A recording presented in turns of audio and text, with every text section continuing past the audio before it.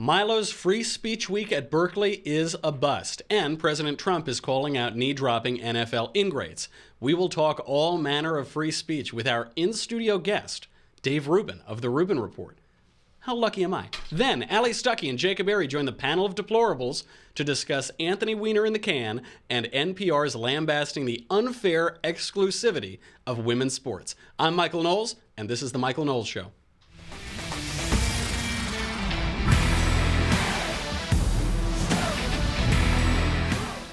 Dave, thank you for coming. Thank you for coming on. You've made the trek. It's like 3 or 4 blocks all the way. I made the trek. Already I hear Shapiro and Clayton screaming in the hallway. Oh, it must be any time of the day. Yeah, it must be at any point on any day of the week. So by sheer coincidence, by absurd coincidence, you are here. We'd already booked you. And all anyone is talking about today is free speech. The Milo thing, the Trump thing. One might say it's providential. You're an atheist. We will talk about that later. But before we get into any of it, you have a beard. Yes. It's an astounding beard. It's a manly beard. You. People are very excited about it. They're very excited. You've gone on this hermitage, this Thoreauian, Mark Hamill, Luke Skywalker hermitage. Yes. What did you learn?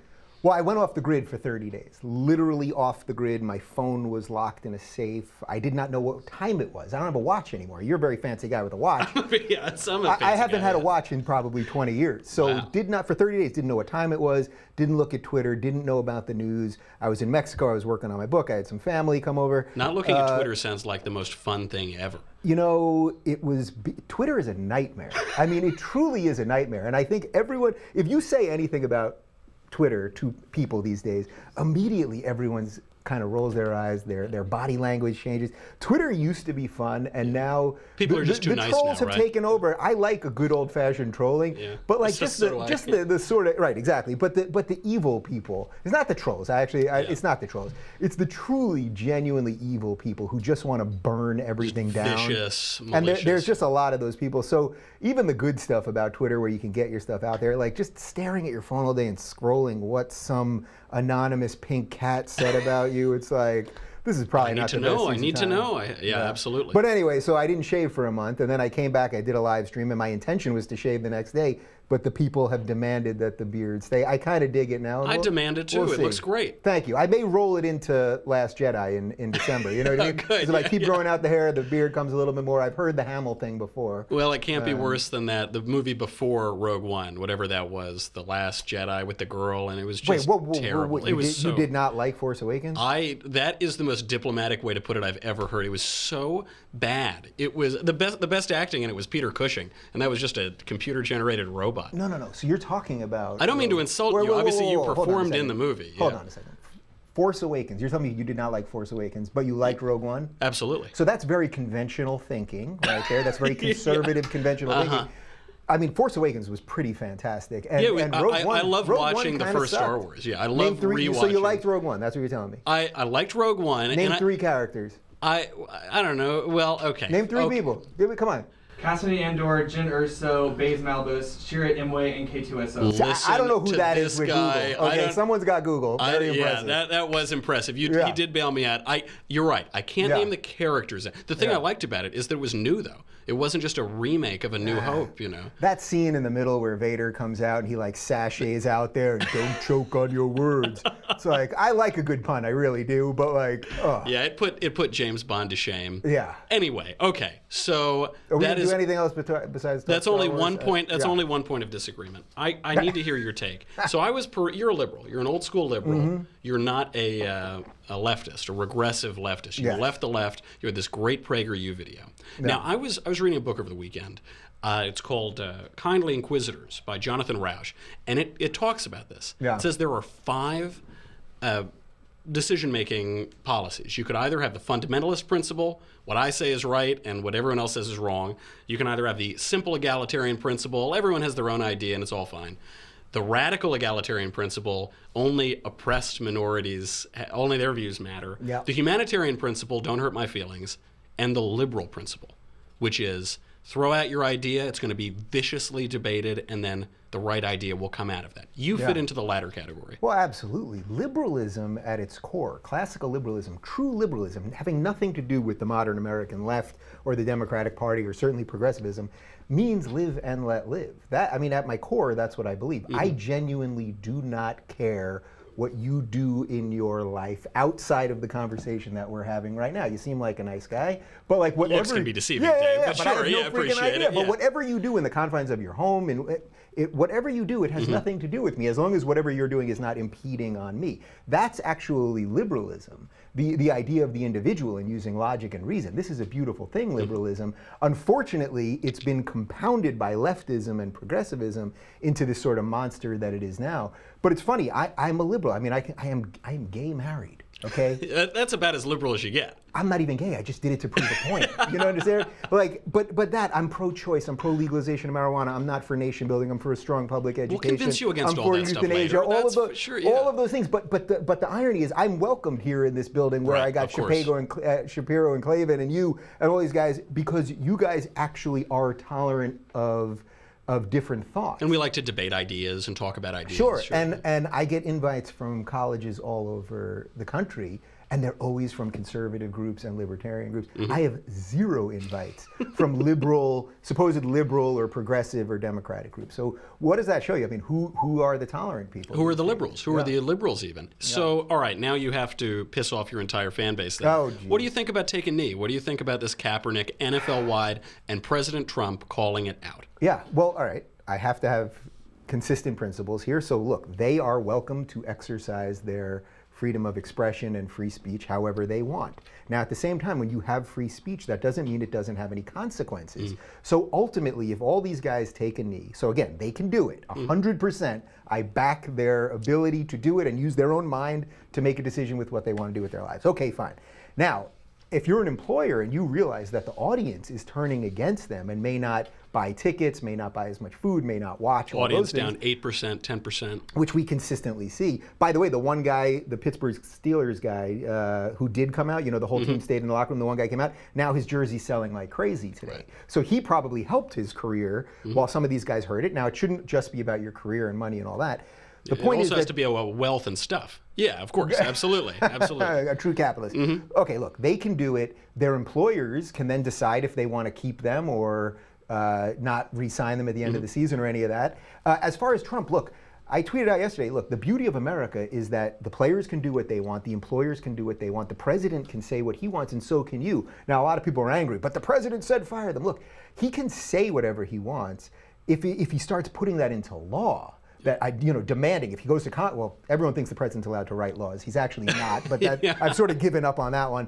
But Barack Obama thought that too, though, in his defense. No, I meant that as a broad sense of what has happened with the office of the president. They all think that they can write laws, and we've sort of let them. And Congress is such a bunch of do-nothing losers that they've just abrogated all of their authority to them. But okay, that aside, Trump can say whatever. He has a right to free speech too. Now, what he can't do is start passing laws that would infringe on the First Amendment. They can't start passing laws that would force companies to fire or stop people, jail people for using their free speech. Or even to stop people from burning the flag, according to the Supreme Court, according to Antonin Scalia. Yeah. Which I agree with. I mean, at the end of the day, these people, I would always err on the side of freedom. Let's give more freedom. And guess what? Sometimes it's going to suck. Sometimes people are going to kneel and you may not like it. Sometimes they're going to burn the flag and you may not like it. But that's the point. So everything that happened yesterday, while everyone's screaming about, oh my God, this is the most polarized we've ever been, and we all actually, it showed the strength of America. Nobody got killed yesterday. Nobody got mauled yesterday. Right. Because they weren't at Berkeley. Yeah, they were. Right. Wait till this week. But the point is, that's kind of a beautiful thing. Everyone exercised their freedom of expression. Now, there may be consequences that come from all of that, but the government didn't stop anybody, even Trump. And by the way, when I say that, I don't like what Trump tweeted. I don't like that he's sort of making it seem like the government is against this stuff. And I know he purposely goes to the line and he's kind of trolling the media and all of those things. Certainly on this issue, I would much prefer a president who I think really cared about ideas and I really understood what his political ethos is and all that stuff. That isn't the president we've got, but it doesn't mean you have to be dishonest in your criticism of him. That's what I would say. Now, so the NASCAR came out strongly against this. Yeah. The Hall of Fame driver, Richard Petty, said, quote, Anybody that don't stand up for the anthem ought to be out of the country, period. We got them. What got them where they're at? The United States. I couldn't agree more. What do you think about the content of this protest? So they have the right to do it, even though the NFL has fined players for making other protests, wearing socks honoring 9/11, that sort of thing. Or even dancing in the end zone. I mean, they're not even allowed to dance in the end zone, right? Yeah, they should not be allowed to do that. Yeah. What are your thoughts on the content of the kneeling? Look, in my opinion, we live in truly the greatest country, probably in the history of the world. More people have come here for more freedom than anywhere else. Every single one of us, unless you are a Native American or an African American whose ancestors were brought here as slaves, every single one of us came here with nothing. Our ancestors, I'm sure your great-grandparents or whoever it was, came here with nothing, as mine did. They build and build and build. We build a strong middle class. Hopefully you'll be able to move up and up and up. That's a beautiful thing. Now, that being said, are people allowed to protest? Of course. I mean, so I think it's slightly misguided in a way. And now we have the perfect mix. I mean, this is what it is. We have the perfect storm of a president who will keep pushing them and this movement that's going to keep pushing this way. And we just have this perfect thing that's just going to keep blowing up. But ironically, I think a certain amount of people are just going to tune out. I think a certain amount of people just stop. They'll literally tune out of the game. Yeah, that's what I mean. Even the idea, I love sports. I never watch SportsCenter anymore because basically you're just watching what happened in crime and what happened in politics. Yeah, exactly. Right. So I could just watch MSNBC for that. So I think that there's a short, look, the other thing is, so you take the Pittsburgh Steelers, the whole team except this one guy did this. Okay, fine. Again, they are welcome to do that and they may pay consequences from the team. But how do you backtrack out of that? Let's say Trump does a few things that they want him to do, whatever that is, right? Or the atmosphere changes a little bit. Well, how do you in 3 weeks from now show up and you're all out there again as if it all got better? So they're all pinning themselves into an intellectual corner, which I think is dangerous. That's exactly right. Yeah. And you make the great point too. The country is allowed people to have this thriving middle class, to ascend. It is ever more fair, ever more free, ever more equal. And the fact that they can take this protest without facing consequences from the government is evidence that they shouldn't protest the country. They should maybe protest the cops or protest this or whatever they want. Well, I also think that the danger is that the politicizing everything is incredibly dangerous. People watch sports to escape. Right? Why do you watch sports? Why do you play sports? Imagine if you were playing basketball. Well, that's a difficult thing to imagine, but sure, I'll do my best. Work with me here for a second. Imagine if you were playing basketball, okay? You're dribbling the ball, you're playing ball, and now guys are screaming about politics when you're on the court. You would never play with those guys again. We need a break from politics. I think this whole example actually is another reason why I believe in limited government. We need a government that's small enough that if it's going to make decisions, it can't affect us in that many huge ways. I think that would be a much better government to have than the government that is willing to overreach. So again, Trump, yeah, he's towing the line of what I think is legal and what I think is right. But as far as I know, he's not pushing any laws. And unfortunately, people just don't understand what the basic, you tell people, well, First Amendment and that free speech. I saw all these people, Chris Cecilia, what's that guy's name? Yeah. That guy he's gone complete. Chris Celiz is completely gone off. The guy who's wrong about everything, but he's talking about, he was tweeting about, you have the freedom to not have consequences or something. You have the free, and it's like, no, that's the reverse of what you have. I'm slightly butchering what the exact tweet was, obviously. Yeah. But like, people just don't understand the basic concepts. It's almost as if we're not smart enough anymore because of the failure of our education to deal with difficult issues. So I would say this is all a flaw of education, actually, more than anything else. Certainly yes, absolutely that's right. And it brings us into this other issue today, which is Free Speech Week. Yeah. We were all looking forward to it. We'd all gotten all the tweets about it and invitations and things like that. Yeah. And it's completely fallen apart. This was Milo Yiannopoulos' plan, his big comeback. One, would there have been a purpose to this Free Speech Week, and what is that purpose? I like your little pause there, because it was like you had 8 questions to ask at once. I have a lot of questions without throwing anyone under the bus. Yeah. Look, I don't know what the purpose was. I think maybe they were going to intentionally try to make more crap happen and just get more violence and all that stuff. It's funny, Ben, obviously, who's become a friend of mine, who I'm sure you're a friend with, and I've had him on my show. He went to Berkeley. It cost them $600,000. It was like the president came to town. They shut down the city. So Ben, who I think is in this building right now, this is what I've said publicly. He's welcome to burst in here and attack me if he doesn't like any of it. Ben basically is a mainstream conservative thinker. All the positions that Ben stakes out are just mainstream stuff that's on the right, basically. Some of it I agree with, some of it I disagree with. People were saying after the event, they were like, well, you know what, it actually wasn't that violent because only, 5 people were arrested and only 1 ATM was destroyed and a couple windows. They were like, oh, so it shows tolerance and it's pretty good. But that's after $600,000 had to be spent to secure this. So what the real threat is, it's not only that eventually for a guy like Ben or for many other people that they just won't want to deal with it. You know what I mean? Jerry Seinfeld doesn't perform at colleges anymore. Seinfeld, who no one knows his opinion on anything. Right. You know what I mean? Try to think of one political position that Jerry Seinfeld had. I don't see a lot of Seinfeld political rants anymore. Yeah, and yet he thought that colleges were too politically correct. So the idea is you either just people, not everyone will have the intestinal fortitude of Ben Shapiro to keep showing up to these things and staking out unpopular positions, but also the schools simply won't be able to afford it. So the threat about free speech and free expression is now coming from many directions. Ironically, very few of these directions are because of the government. So I fear more that we are taking it away from ourselves. We're allowing college students to dictate what they're taught. You know what I mean? We've allowed this diversity stuff, the James Damore memo, we've allowed this to just infect everything, and it's actually the reverse of what we need. What we need is more people willing to talk it out and say, all right, we agree, we disagree, but that's the point.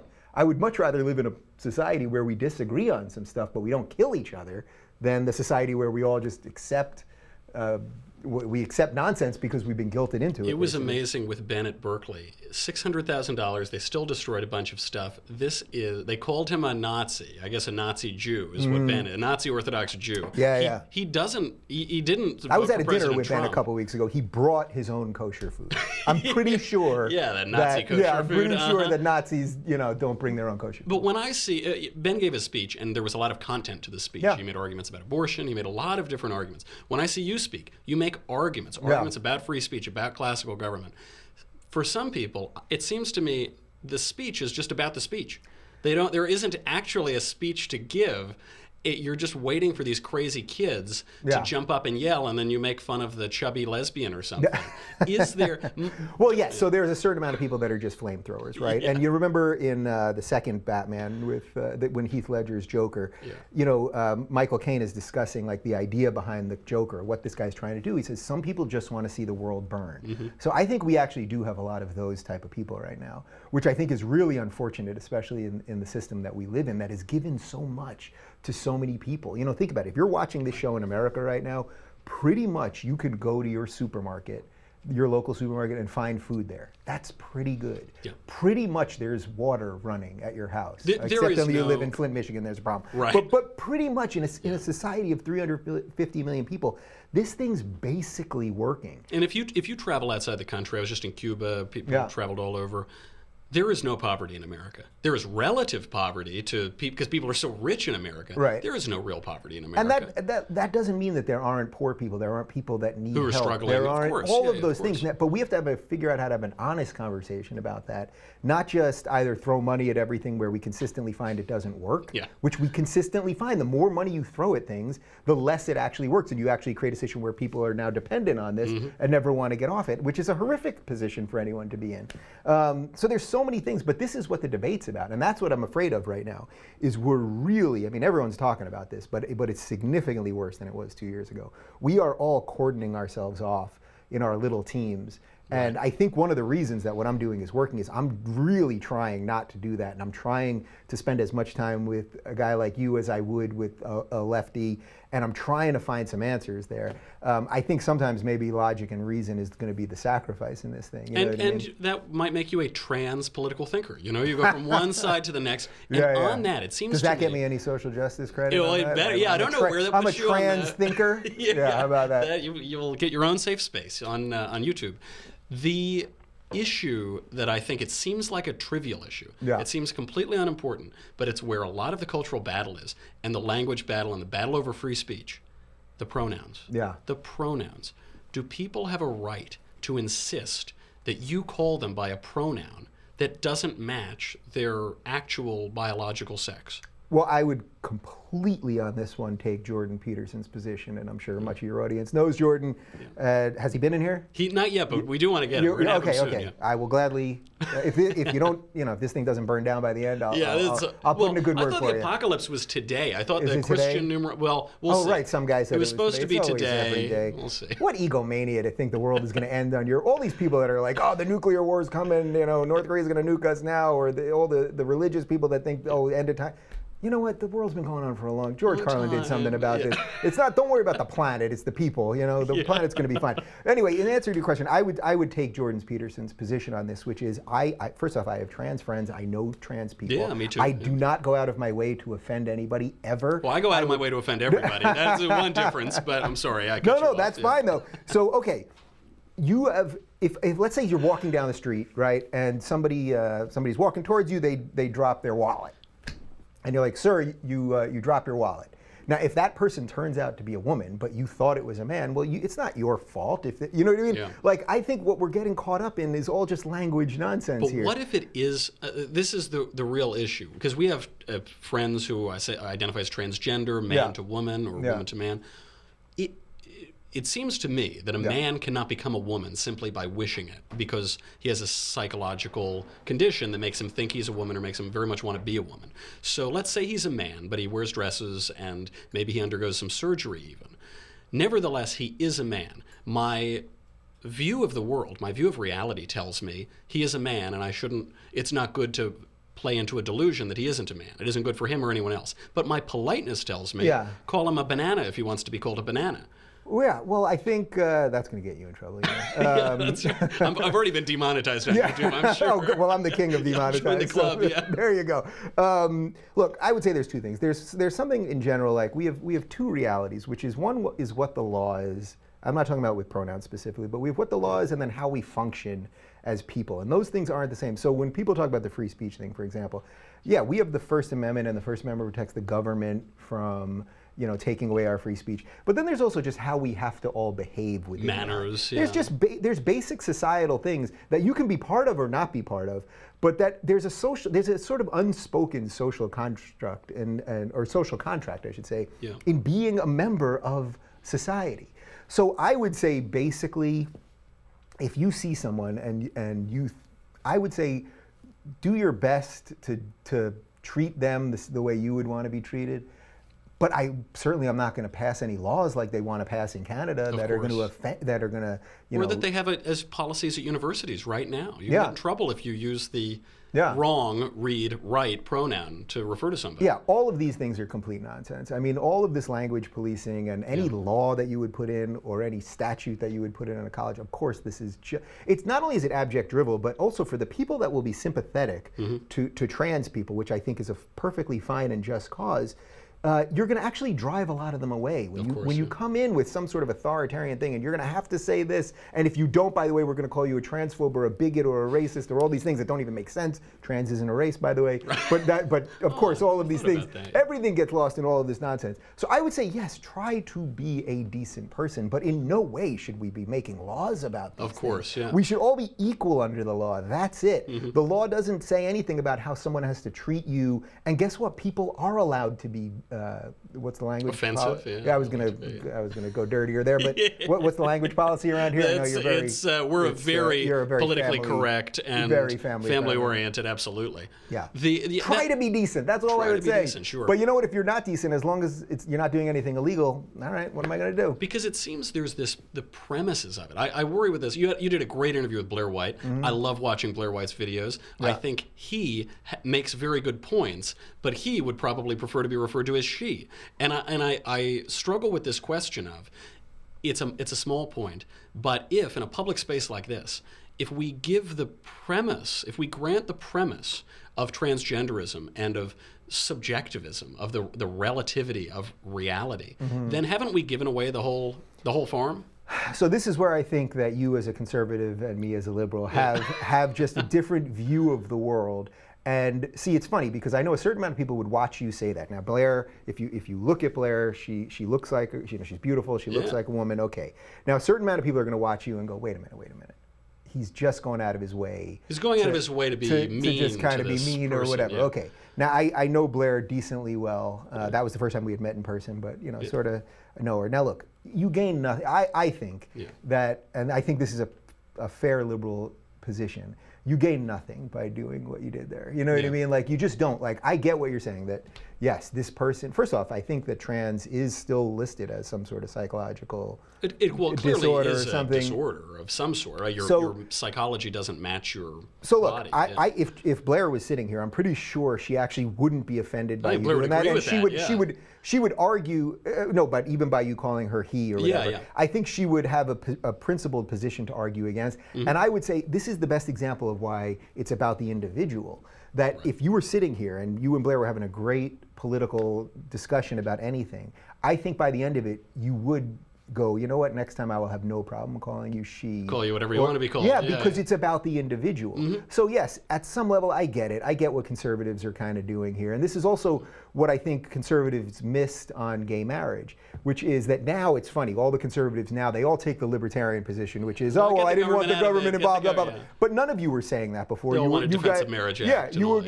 Not you specifically, but the whole slew of conservatives, who many of them I'm friends with now, nobody was taking the principled position. Rand Paul, who's more of a libertarian, obviously, he could have taken the most principled position ever and been like, you know what, I don't particularly care one way or another about gay people, but I want everyone to be treated equally under the law. I don't care what you do in your own bedroom, and if two people want to enter a contract, it doesn't matter what sex they are. It would have been a great principled position, and something that the right, and that I think conservatives and limited government people all could have latched onto in an honest way. So I would say in this case, it doesn't really matter. So I guess maybe your pushback is that somehow societies we're chipping away at a little inherent truth or something. That there's a question of who gets to define reality. Whose premises do we have to believe? The premise that says that a man can become a woman by sheer force of will, or the people who say there are difficult facts and there are difficult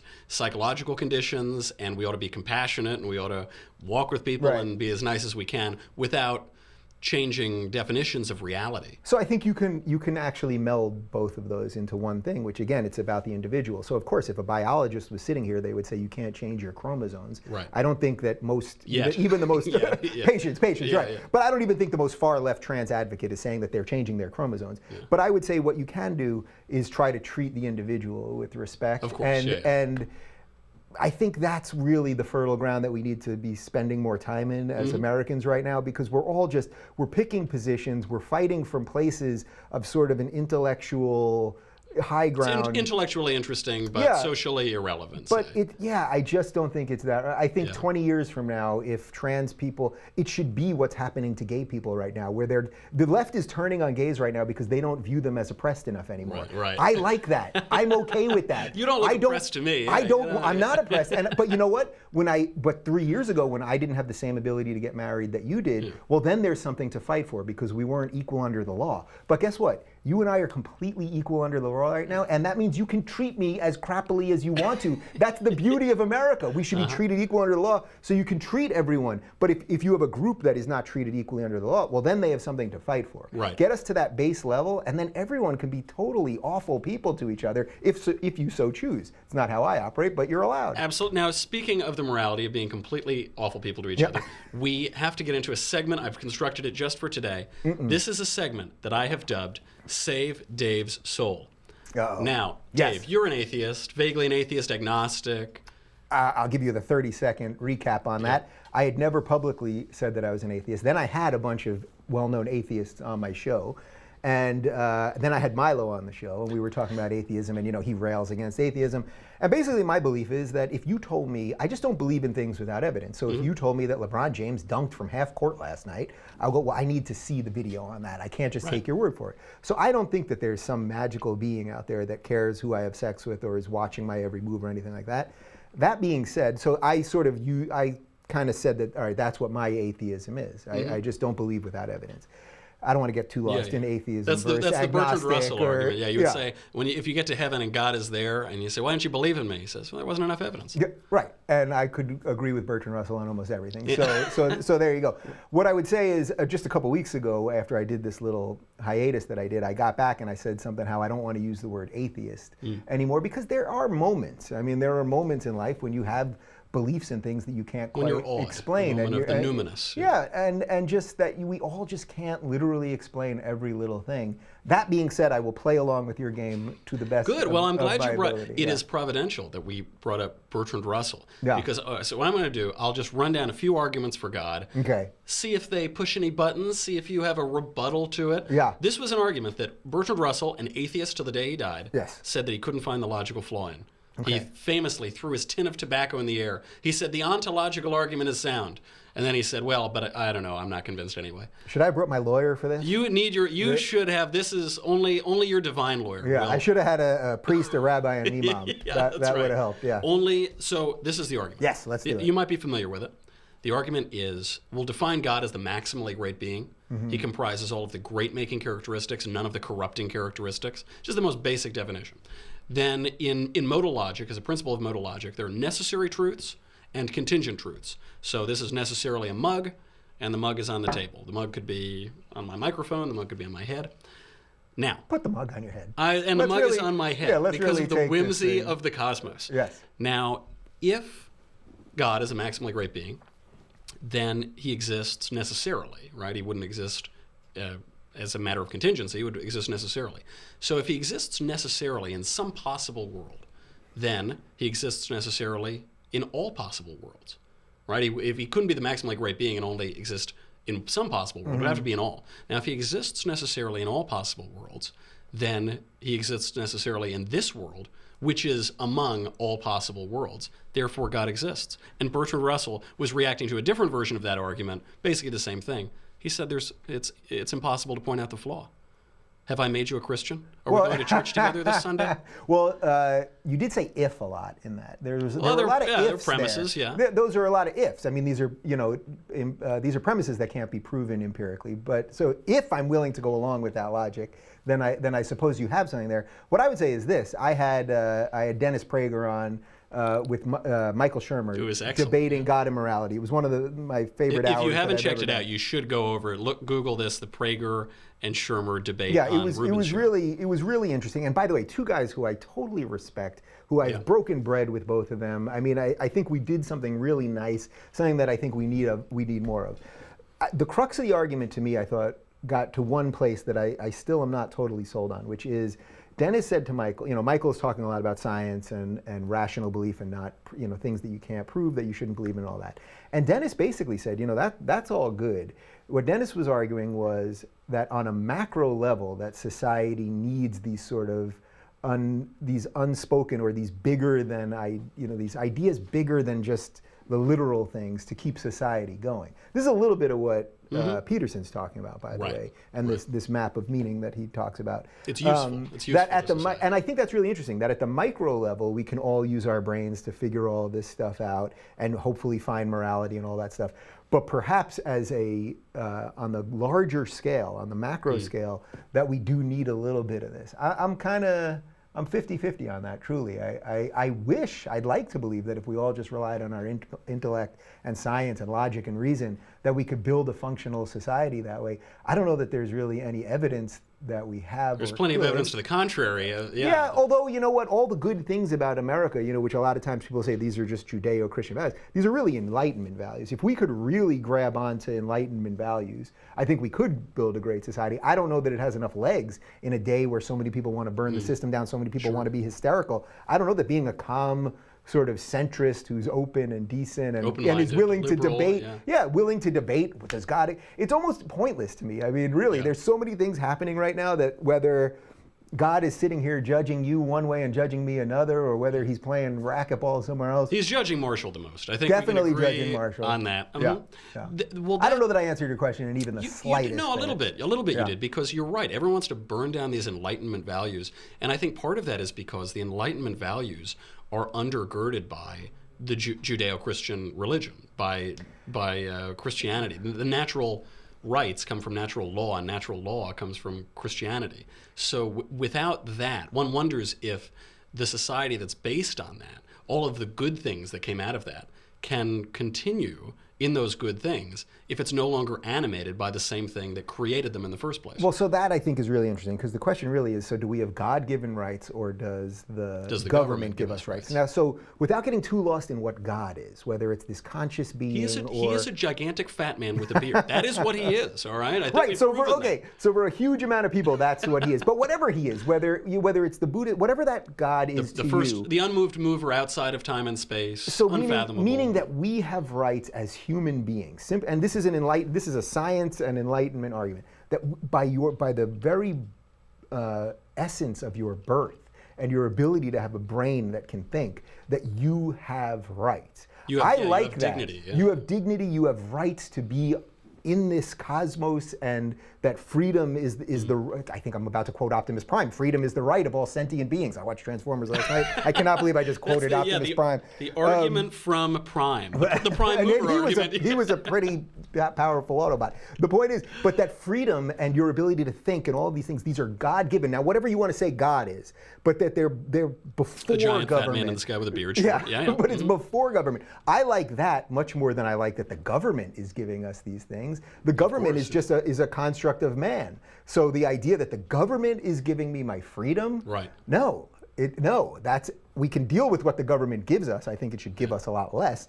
But the government doesn't give me my right to be a human. So again, this is where, whether you're talking about the Judeo-Christian God, or whether we're talking about, I'm sure there are thinkers that may be a little more left-leaning, or a little more not so into religion. I haven't encountered them, but sure, yeah. I mean, hypothetically, they might exist. But there might be people that that are a little more atheist in their thinking, that would agree with that concept without it having to do with like sort of a conscious God, and I would fall somewhere into that category. Now it's all right. We'll move you over on the. I like how you think you have work to do. Yeah. I do notice that with you conservatives. Now that I hang out with you people, I know. You all think there's work to do. Come on, the water's nice, Dave. Come on in here. Wouldn't it be funny if I was actually making you guys all more liberal, God, and you didn't God even forbid. know it? God but forbid. It could be. I think I've made you people a lot more tolerant. I know. I feel it happening by the moment.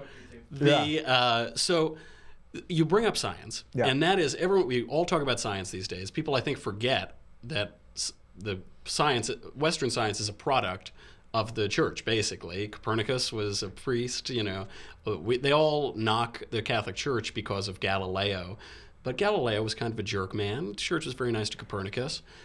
My question here is, some of the compelling arguments for God these days are more science-based. It was a Catholic priest who discovered the Big Bang, George Lemaitre. And he was mocked because people thought there was a static universe, the Aristotelian universe. But he said, no, it had a beginning. It was the Big Bang. There is one of the most compelling arguments, didn't get me, but it's a compelling one, is fine-tuning. That if you change the calculations of the strong or weak nuclear forces by just slight degrees, the different forces in the universe, life would be impossible. Very minor measurements. Do those scientific arguments, the prime mover, you need a beginning, a mover that isn't contingent or physical, do any of those move you toward a God that isn't just an unconscious thing, as you just said, but has a teleology, a purpose behind it? Not really. We gotta get a couple drinks in here on this guy. We could do this after a couple of drinks. Not really, though. I don't know that it is even part of what the human experience is to understand that. I think there are people that are religious that can spend their entire lives trying to figure out what the meaning of the universe is. I think there are scientists who can try to find the God particle, or figure out through physics or mathematics what the real design of the universe is. I think that actually is much more of what being a human is about than knowing it. I suspect that certainly, look, maybe we will get to a point one day where we will know. There will be a big booming voice in the sky that everyone is going to suddenly know, and maybe it'll be alien. Real. But you know what it could be? You see? It could be aliens. It could be, you know what I mean? Like, it depends how far you want to run with all this. But I would say that could not be metaphysical, knowing, outside of time and space. It could be. I mean, who knows? Maybe suddenly everyone was going to wake up with a big G on their forehead. And we'll all go, well, what happened there? And it'll be God. I'm sending you a sign or something. But I would say that the question of not knowing and being okay with that, and that not having that stunt your growth as a human, whether you want to think of things in a religious way or in a scientific way, I think that's what being human is all about. And you should, ideally, you'd meld the two together. I think a lot of people say that faith and science are in conflict, but of course that is a very modern idea, that none of the founders of modern science would have said that. Newton spent 30 years of his life interpreting scripture. Yeah, well look, Einstein said, God doesn't play dice with the universe. Right. I think that's an interesting way of saying it, because there's an implicit belief there that he's saying, well, something, God, he's saying God doesn't. And Einstein said George Lemaitre's Big Bang Theory, it was so beautiful. That's what he was comparing. It was so simple and so beautiful. Yeah, it just all seems kind of like smug and arrogant to me in a way. Well, that's what I prefer. Yeah, that's of you, course, Michael Knowles, seem very smug and arrogant. That's what I'm trying to say. Yeah, that's better than what I'm called on Twitter. That's a lot better than what we get. I don't even Twitter. want to look at this thing now. So there is one final argument. Yeah. This one I don't think you could possibly disagree with. Yeah. This argument is the argumentus democratus. The argument is that Hillary Clinton was supposed to be president. Donald Trump was not supposed to be president. There was a 99% chance that Hillary was going to be president, according to Princeton University, the night before the election. Yeah. Then we got Trump. Then, and this is just my own empirical observations, my own experiments, a blank book making fun of Democrats became the #1 bestseller in the world. Now Ben Shapiro serenades my dates with roaming millennial. Tell me that God doesn't exist. Tell me that it's impossible. It's an impossible argument. The mystery of the universe is unfolding right in front of you, and you just got to keep rolling with that. But that doesn't prove that God exists. It just proves that the universe is here. And sometimes I think you're a little more in line with it, and sometimes you're not. You had a nice little run here. Yeah, and Hillary was not in line. Hillary was far away from you. You got your Trump, you got your book, you got your Shapiro, you got your roaming millennial. But that just means you're doing things. Like we always find signs when it works to us, but all day long there are signs that have no meaning to us. It is a wicked generation that looks for signs and wonders, but it is a stupid generation that ignores signs and wonders. I hope, Dave, that I've saved your soul. That was an excellent segue. I really enjoyed that. Yeah. We have got to say goodbye to Facebook and YouTube. Listen, guys, we have so much more to get to. We have an incredible panel of deplorables. We have Allie Stuckey. We have Jacob Airey. Dave's going to stick around. Hopefully his meter doesn't run out. But we have to say goodbye to Facebook and YouTube. Thank you to all the current subscribers. If you're a subscriber, go over to dailywire.com right now. You get to watch the whole rest of the show. If you're not a subscriber, hurry up, man. You have like 2 minutes to do it. It's $10 a month, $100 a year. You get me, you get the Andrew Klavan Show, you get the Ben Shapiro Show, you get great guests like Dave Rubin. Forget all that. That's nothing. You get this. You get this. The Leftist Tears tumbler. It is the most beautiful vessel for carrying leftist tears. Right now, there's a beautiful vintage that we're serving up. It's ever since Politicon, we've been serving up Dave Rubin's old boss, Schenk Uber's tears. They I'll are take 2 of those. exquisite. Yeah, we're sending Dave home with some. Go over there right now, dailywire.com. We'll be right back.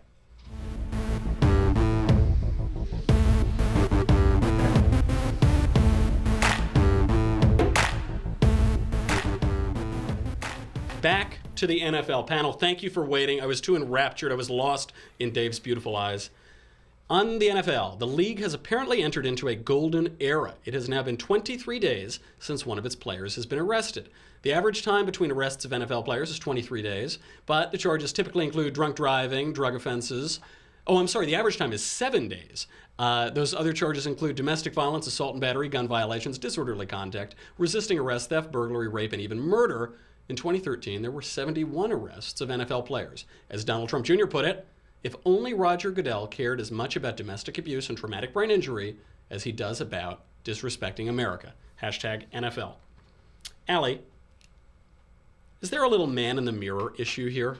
I'm talking about the man in the mirror. Is there a connection between these guys' moral defects and their virtue signaling about these race issues? Yeah, I think absolutely. And that raises a really good point that we're not just seeing in the NFL, but we're seeing all across America when it comes to virtue signaling. All of a sudden, because of the polarized politics that we're seeing now, the sense of moral vigilantism has bubbled up in people who before didn't care about morality at all. And in fact, probably would have said that they are moral relativists. But because politics has come into play and because it's become popular and trendy and attention grabbing to take a political stance, all of a sudden we have people who care about these virtues, and they are exemplifying those virtues by making a political point when they should be honoring our flag. Jacob, Allie makes all excellent points. Why isn't Goodell doing something about this? He's perfectly willing to punish football players when they honor 9/11 victims and heroes, but he'll stand back on this issue. Why the silence? I think it's exactly what Allie was saying. It's just plain virtue signaling. I think she said moral vigilantism. That's perfect for it. When it comes to things like 9/11 and Dallas cops being killed by Black Lives Matter sympathizer, it's so tragic, and you're like, oh, we just don't want politics. But then all of a sudden, Colin Kaepernick takes a knee, and we have whole teams doing it. It doesn't make sense, but it shows to me the disconnect between the people who are upstairs and then their audience who are watching. It's a disconnect with their fan base. Absolutely, and Dave is going to cancel ESPN, but that's him going to stop watching the shows. Okay, we talked about the NFL too. I can't pay attention to these guys anymore. This is the most football that I've ever been subject to in my life. Anthony Weiner has been sentenced to 21 months in prison for sexting with a 15-year-old girl. Dave, is Anthony Weiner's continued existence on this earth the final proof that the Clintons don't kill people?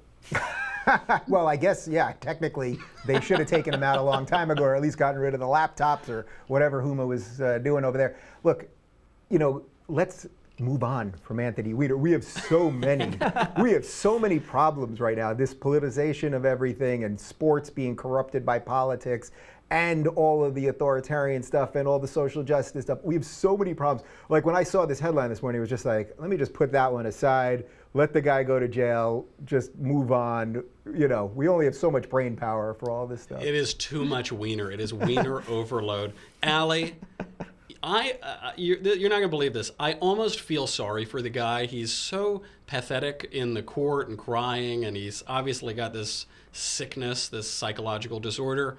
Should we feel bad for Anthony Weiner? First, when you said that, I was shocked. But now when you say that, when you think about the fact that he is actually very sick, maybe in some kind of way, but he also had the opportunity to get help a long time ago. So you have to think that after this many mistakes and after this much time, if you haven't gotten the help that you need, then it's very hard to feel sorry for you, especially when it comes to children and pedophilia and things like that. I don't know. Forgive me, but I don't have a whole lot of compassion. Yeah, I always feel bad for the guy, and then I look at the pictures and I think, all right, throw him away, get him out of here. Never mind. In an article on Sunday, NPR lamented, quote, gender-segregated professional sports as being exclusive, as being unfair and exclusive. Allie, if we start admitting people who are biologically men but identifying as women and on hormone treatments or whatever, if we start allowing them to compete in female sports, is that just the end of female sports? Well, yeah, so here's the foundational problem with this article. One of the quotes said something like, oh, the reason why traditionally male and female sports have been separated is because males and females play sports differently. No, males play sports better. I have this whole bet with my brother-in-law saying, do you think that if I trained for an entire 3 years to dunk a basketball, I think I could do it?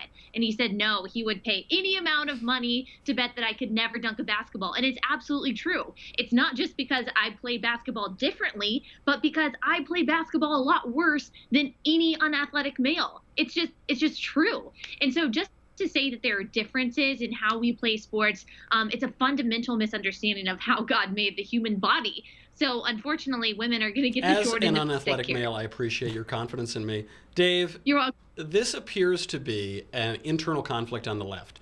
On the one hand, there are these immutable, innate identities that we couldn't ever possibly change. And on the one hand, sex doesn't seem to matter. You can go from a man to a woman to a man. So either it's the core of our identity or it doesn't exist at all. Is there any way, as our resident former leftist, or I suppose always liberal, is there any way to reconcile this conflict on the left? My Twitter bio says wanted to be in the NBA. So yeah, if what this is leading to is the chance that I could maybe play in the WNBA, where I actually think I could be an all-star, then I'm completely for this. That's number one. But the truth is, think about it this way. I don't know a ton of female basketball players, but if you took Lisa Leslie, who was one of the biggest stars in the league, she could never make it in the NBA, in the men's league. That is just simply the truth. She would be crushed simply by the size and strength of these guys. That is not putting women down. That's just understanding that we have different biological differences. So of course this was all leading to this. Of course now they're going to try to have women play in the NBA. But what are you really saying here? We have differences. We can accept them. It doesn't mean that one's better or one's worse. It just is. And it's just reality. Which I know is scary to people. I can't believe that we have to end on such a note of horrifying bigotry as reality. But panel, thank you for being here. Allie, Stuckey, Jacob Airey, Dave Rubin, the nicest guy in politics. Thank you for coming by. Thanks, brother. Great to have you. Now it is time for my final thought. None of the people disrespecting the national anthem and none of those cheering them on has made a coherent case for the protest, which I suspect is because the protest is incoherent. Make no mistake, the disrespect shown is explicitly toward the national anthem, which is itself a symbol of the country. If these football players were to kneel or turn their backs on a police officer, their disrespect would be toward the police and the protest toward any alleged police brutality. If they were to kneel or turn their backs at the sight or mention of President Trump, their disrespect would be toward President Trump and the protest toward his administration. The symbol has relation to the symbolized, but they're kneeling for the national anthem, and so the disrespect and protest are pointed toward the country itself. There is an irony here. We pay these grown men tens of millions of dollars per year to run around and entertain us. These men then turn around without any fear of prosecution and insult the country that has given them more wealth, equality, and freedom than any citizenry has ever enjoyed in the history of the world. That prosperity, equality, and liberty are not the natural state of things. They are uniquely American. They rest on the foundation of America. To undercut that foundation is to make impossible all that that foundation secures. To quote Chesterton, there is a thought that stops thought, and that is the only thought that ought to be stopped. On that, I'm Michael Knowles. This is The Michael Knowles Show. Come back tomorrow. We'll do it all again.